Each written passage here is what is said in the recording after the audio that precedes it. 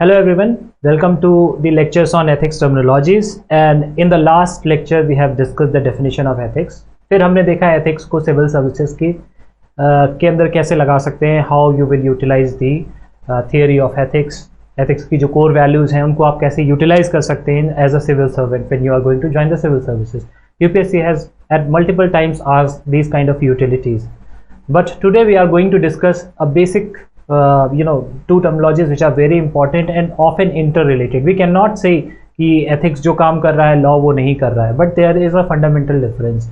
ethics जो है वो morals है, वो values है, जबकि laws जो है वो written है, वो उनको follow ना करने पर punishment मिलती है। These kind of basic differences we are going to see in this particular lecture। My name is Anurag Kumar Kashyap। I am the author of a handbook of ethics। I am a retired marine officer and usually I discuss all these 100 definitions wherever I'm taking the basic foundation courses of general studies। So let us, without further any delay, let's have a look at this course module and these two definitions। So इस playlist में जाकर के आप पूरी 100 terminologies को एक बार revise कर लें before your examination, जिससे कि ये आप इसमें थॉरो हो सके। एग्जाम्पल्स भी बहुत सारे हैं, मैंने कोट किए हैं, सेकेंड ARC से है, नोडल कमिटी के बहुत सारे कोर वैल्यूज, कोर जो वहाँ पे जो कॉन्टेक्स्ट दिए हुए हैं, लीडरशिप के क्या कॉन्टेक्स्ट है, लीडरशिप इन ब्यूरोक्रेसी कैसे नोलन कमेटी ने जो है उसको डिफाइन किया है और क्या एक्सपेक्ट करती हैं ये कमिटीज़ जब भी कोई सिविल सर्वेंट कोई कोर वैल्यू लेके आता है। तो they are quite different, they might be quite different from day to day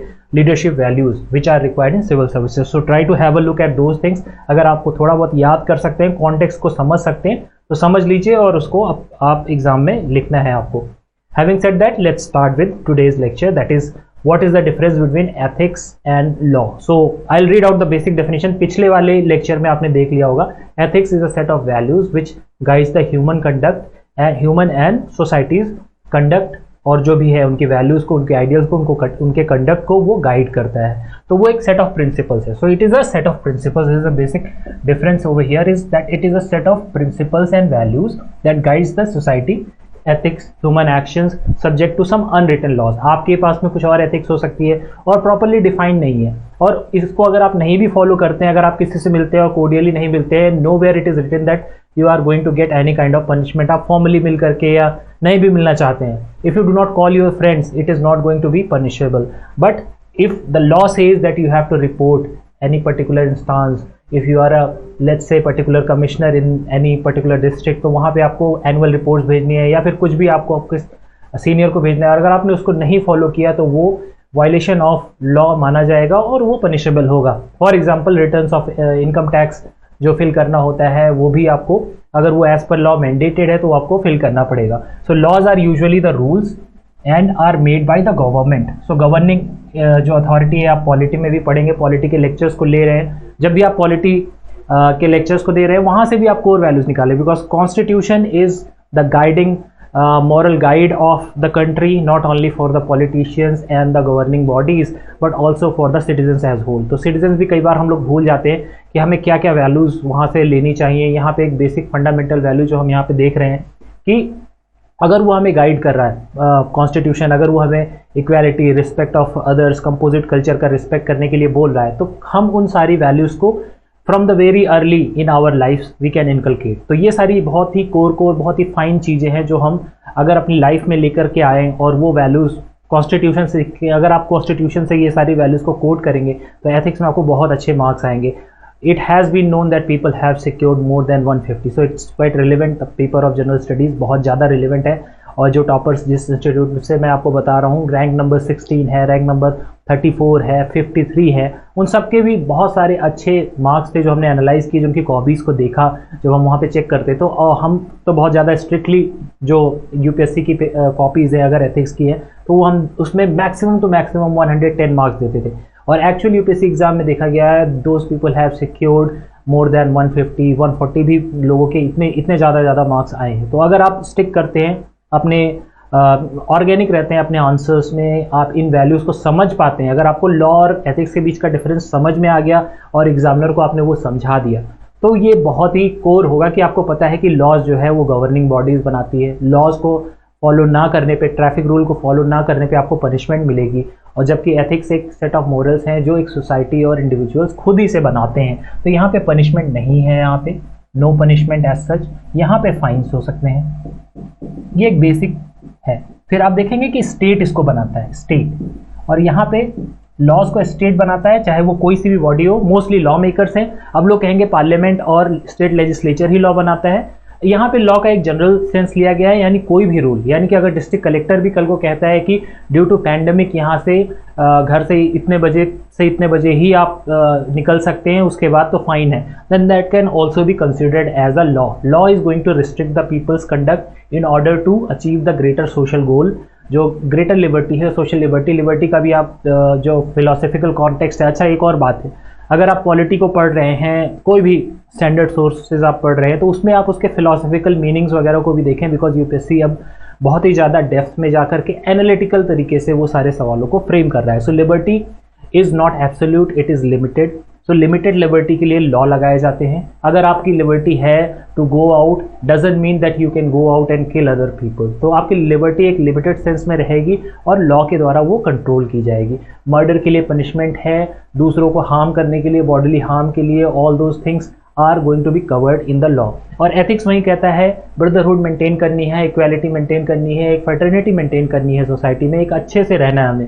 तो दोनों का मोर और लेस गाइड सेम है। In fact ethics law is going to be the basic bare minimum morality that is required। उसके ऊपर तो आप कितने भी अच्छे से रह सकते हैं, लेकिन कम से कम उतना जितने में सोसाइटी एक तरह से अच्छे से चल सके, that is known as law। So ethics is there। Here we have defined that is ethics is a set of principles।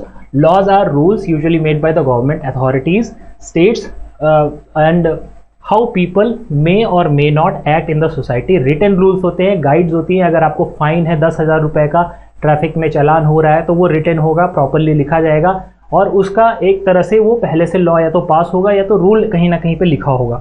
Ethics and laws resemble as they pursue the same goal. अगर आपको कोई कहता है कि बाहर जाकर के आपको अच्छे से रहना है, किसी के साथ लड़ाई नहीं करनी है, that is going to be the part of ethics. और वहीं पे अगर कहीं पे ऐसा लिखा हुआ है if you indulge in these kind of activities then you will be punished as per the law. So law और एथिक्स दोनों सेम गोल को अचीव करना चाहते हैं, हमने डिस्कस कर लिया। Ideally, law should be an ethical enactment, that is process of ensuring law।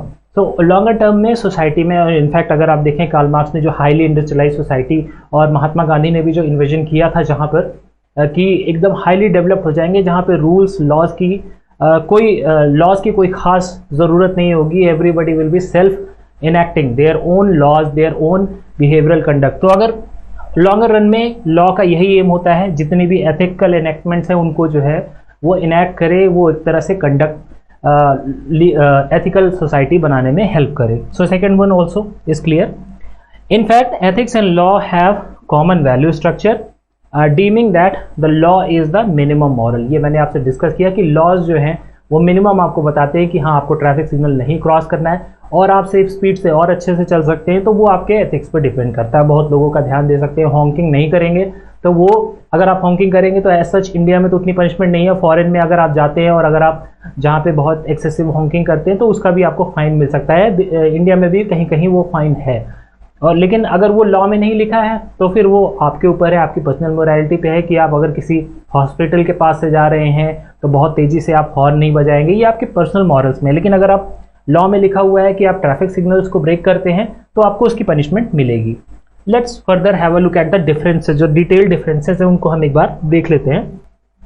Ethics versus law में जो डिफरेंसेस हैं इनको हम एक बार देख लेते हैं। Ethics and law, set of principles by society, जो कि हमने देखा अभी यहाँ पे वैल्यूज हैं, प्रिंसिपल्स हैं, adhere to without any condition. कोई कंडीशन नहीं है, आप एथिकल रहे ना रहे, आपको सोसाइटी में कंट्रीब्यूट करना है, न्यूट्रल रह सकते हैं आप, कोई ज़रूरी नहीं है कि आप एथिकल होकर के हर जगह पे मॉरल कंडक्ट को दिखाएंगे।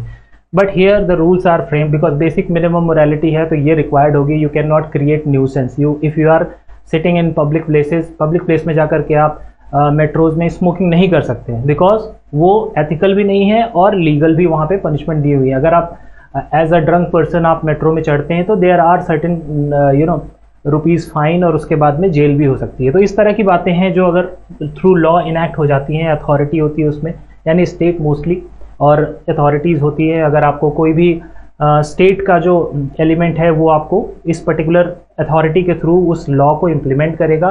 पुलिस आकर के उसको इन्फोर्स कर सकती है। They are known as police, CBI, army, these are known as enforcing agencies. इसमें ED भी है, CBI भी है, ये सारी इन्फोर्सिंग एजेंसीज हैं, अथॉरिटी है और स्टेट की। And law is consistent in a territory, यानी कि ये अगेन ये पॉलिटी का बहुत ज़्यादा कोर प्रिंसिपल्स में आता है, rule of law, equality before law. यानी एक टेरिटरी है तो उसके अंदर सिमिलर लॉज आपको मिलेंगे। यानी कि अगर 6 से 14 साल के बच्चों के लिए राइट टू एजुकेशन है, फ्री एजुकेशन की प्रोविजनिंग है, तो वो through across that particular territory जहाँ पे भी ये लॉ लगाया गया सबको वो मिलेगा। So law is consistent in a territory and that may not be case with the ethics. Ethics varies from person to person. You may have certain ethical values which are derived from, let's say, your religious values, let's say your family values ऐसी थी। हो सकता है आपका army का background हो सकता है आपका रूरल बैकग्राउंड हो फॉर दैट मैटर, तो आपको वो रूरल सोसाइटी की जो एथिकल वैल्यूज़ है वो आपको थोड़ा पसंद आती हो, हार्मनी और नेचर में रहना पसंद हो। तो दीज काइंड ऑफ वेरिएशंस में be observe while if we are talking about the ethics. जबकि लॉ में एक कंसिस्टेंसी होगी, वो मोस्टली कंसिस्टेंट होगा उस टेरिटरी में, उन लोगों के ऊपर, उस particular age group, not only the territory but the type of people. अगर 18 साल के ऊपर के लोग ही वोट दे सकते हैं तो वही होगा, पर्टिकुलरली वो यूनिफॉर्मिटी वहाँ पे होगी। Unethical acts are not punished. ये अनएथिकल आप रह रहे हैं थोड़ा सा, वो तब तक पनिश नहीं होगा जब तक उसमें लॉ ना हो। तो मोस्टली कई बार अगर आप अनएथिकल हैं, अगर आप टैक्स की चोरी करते हैं तो वहाँ पे लॉज भी उसके साथ मौजूद है। तो कल को आप ये नहीं कह सकते हैं कि मैं तो अनएथिकल एक्टिविटी में इंडल्ज था फिर मुझे पनिश क्यों किया गया, because they are mostly backed by these kind of activities are mostly backed by law. तो लॉ वहाँ पे रहेगा। Ethical decisions are taken by society individuals while these decisions are taken by courts take the final decision. Enforcing agencies हैं, government है, उसने अपना काम कर दिया, इन्फोर्स कर दिया। फाइनल डिसीजन जो है वो कोर्ट्स को लेकर के बताना है, जो कि one of the 3 pillars of democracy है, जो बताएगा कि हाँ इसका फाइनल डिसीजन क्या होगा। लॉ को इम्प्लीमेंट करके उसका फाइनल डिसीजन बताना वो कोर्ट्स का काम है। Now let's have a look at the 6th one, focused on learning what is better and more righteous way. तो एथिक्स हमेशा अच्छे वेज को खोलता है, अच्छी वैल्यूज को दिखाता है, जबकि लॉ फोकस करेगा in order to punish the people. अगर किसी ने कोई मिस्टेक की है तो वहाँ पे उसको पनिशमेंट मिलेगी, किसी ने अगर राइटिंग की है तो वहाँ पे उनको अरेस्ट करके उनको कम्युनिटी सर्विसेज में डाला जाएगा और उनसे वो सारी वैल्यूज़, उनसे वो थ्रू पनिशमेंट के थ्रू उस चीज़ को इम्प्लीमेंट किया जाएगा। तो यहाँ पे आप सोसाइटी में बेसिक डिफरेंसेस को देख सकते हैं। This is through values and this is through punishment. ये पर्टिकुलर पनिशमेंट है, इतना फाइन है, इतना डिटरेंस है। अगर वो डिटर किया जाएगा तभी वो आदमी उस चीज़ को, लॉ ऐसा कहता है कि अगर एक बार पनिशमेंट दी जाएगी या बार बार दी जाएगी तो वो फिर और फाइन्स दिए जाएंगे, तो वो उसके थ्रू उस चीज़ को डिटर करता है, उस चीज़ को कंट्रोल करने की कोशिश करता है। So sources are social norms, family, education, जो कि हमने डिस्कस किया। स्क्रिप्चर्स हैं, आप रिलीजियस भी हो सकते हैं, बहुत सारे स्क्रिप्चर्स हैं, उनसे आप गाइडेड हो सकते हैं। और ये कोई ये तो अब 21st सेंचुरी में जो रिवाइवल हो रहा है, जो पुरानी वैल्यूज़ को सीखा जा रहा है, वो भी एक बहुत पॉजिटिव चीज़ है, क्योंकि अगर आप इस चीज़ को सीख रहे हैं, सोशल नॉर्म्स को, फैमिली वैल्यूज़ को, एजुकेशन को, ये फिर से वापस आ रहा है, स्क्रिप्चर्स की वैल्यूज़ बढ़ रही हैं। You might be knowing that Harvard में जो है वो इंडिया के स्क्रिप्चर्स है, महाभारत, रामायण, इनको फिर से मैनेजमेंट के थ्रू मैनेजमेंट की तरह से पढ़ाया जा रहा है। So you can see there is a kind of revival as well. और यहाँ पे देखें सोर्सेज हैं, कॉन्स्टिट्यूशन है, लॉ है, कॉन्स्टिट्यूशनल लॉ है। अगर राइट टू लाइफ है तो वो इम्प्लीमेंट होगा, उसको इम्प्लीमेंट करना पड़ेगा। And courts, you can directly approach to the courts if your fundamental rights are violated. तो इस तरह की चीज़ें आप मिक्स करें। आप ये ना सोचें कि आप एथिक्स को लिख रहे हैं तो आप उसमें कॉन्स्टिट्यूशन नहीं लिखेंगे, बिल्कुल लिखेंगे। अगर उसमें आप राइट टू एजुकेशन की वैल्यूज़ को बताते हैं, एग्जामिनर बहुत इंप्रेस होंगे। और इनफैक्ट उन्होंने पूछा भी हुआ है, for example they have asked you how ethics guides the human conduct. Human conduct को कैसे गाइड करता है, तो उसमें आप ह्यूमन वैल्यूज़ को लिख सकते हैं, उसमें आप फंडामेंटल वैल्यूज़ को लिख सकते हैं, उसमें आप लिख सकते हैं कि कुछ वैल्यूज़ हैं जो हमें हमारे कॉन्स्टिट्यूशन के ऑब्जेक्टिव्स को फुलफिल करने में हेल्प करती हैं। Sources, constitution, law, regulation, code, decrease.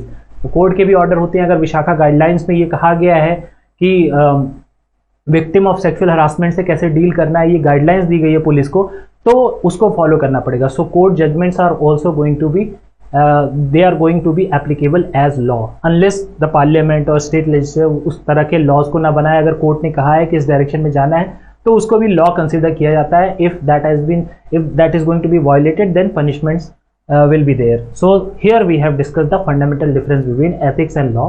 In the upcoming definition we are going to discuss another important जो बार बार पूछा जा रहा है और उसको आप कैसे लिख रहे हैं, वो है values. So third we are going to discuss in the third lecture we are going to discuss value. और वैल्यू को हम ये देखेंगे कि वैल्यूज क्या होती है, डिस वैल्यूज क्या होती हैं, और कैसे वैल्यूज आप क्या क्या सोर्सेज है जहाँ से आप वैल्यूज को इनकलकेट कर सकते हैं और सिविल सर्विसेज में अल्टीमेटली यूटिलाइज कैसे कर सकते हैं। तो thank you for joining this lecture and stay tune.